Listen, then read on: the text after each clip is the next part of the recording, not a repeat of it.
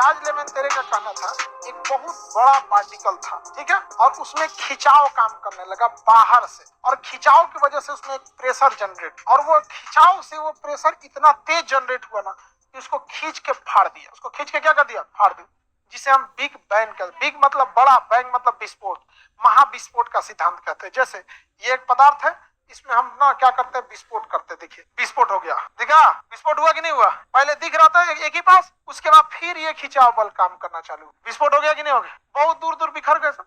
ऐसे ही पहले पूरे ग्रह, तारा, चांद, उल्का पिंड सारा एक में था, और धधकता हुआ आग का गोला, पता नहीं कौन घींच के इसको फाड़ दिया, पता ही नहीं चला, धड़ाम से ऐसे उदी छिटा गया इससे। अब वही ठंडा हुआ तो पृथ्वी हुआ। आलू आप उबालते हैं तो ठंडा हो जाता है, आधा घंटा बाद तक उसके अंदरवा गर्म रहता है, अंगुरिया कोचेंगे तो धधका देता है। सेम पृथ्वी भी वैसे ही ठंडा हुई है, ऊपर से ठंडा हो गई जिसपे हम लोग रहते हैं, अंदरवा जाएंगे तो मैग्मा अभी भी ये धधका देता है वहां, समझ में कि नहीं?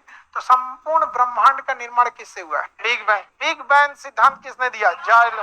पूरा ब्रह्मांड पहले क्या था? एक आकाशीय पिंड था, उसमें क्या हो गया? विस्फोट। समस्या ये है कि अब वैज्ञानिकों ने देखा है कि जो पृथ्वी के पूरे ब्रह्मांड को खींचने वाला फोर्स था ना, वो अब कम हो गया है, अतः वो खींचना अब धीरे धीरे कम कर रहा है। समस्या ये है कि एक समय आएगा कि अगर खींचना छोड़ देगा तो वापस ही सब आके क्या हो जाएंगे? सब चिपक जाएंगे, वापस आके क्या हो जाएंगे? चिपक जाएंगे। तो हम लोग के ऊपर सूरज, मंगल ग्रह, पृथ्वी, हेन तेन सब आके क्या हो जाएगा? आपस में चिपक जाएगा। और जिस दिन चिपकेगा उसी को ना अलग अलग धर्म ग्रंथों में दिखता है कि प्रलय आ जाएगा, कयामत हो जाएगी, ये सब हो जाएगा। समझ में कि नहीं?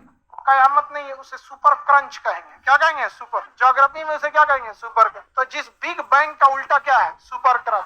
तो पृथ्वी ब्रह्मांड को खींचने वाली शक्ति अब धीरे धीरे क्या हो रही है? कम हो रही है। इसका सिद्धांत किसने दिया था? यह बिग बैंग कितने साल पहले? 15 अरब साल। यानी कोई भी तारा जो विस्फोट के बाद बना है वो सबसे पुराना अगर तारा होगा तो कितना पुराना हो? 15। ओकरा से ढेर तो पुराना कोई तारा नहीं हो। हम लोग किस तारा को देखते हैं? सूरज। हमसे सबसे करीबी तारा जो है वो सूर्य है। हमसे सबसे करीबी तारा सबसे करीबी तारा सूर्य।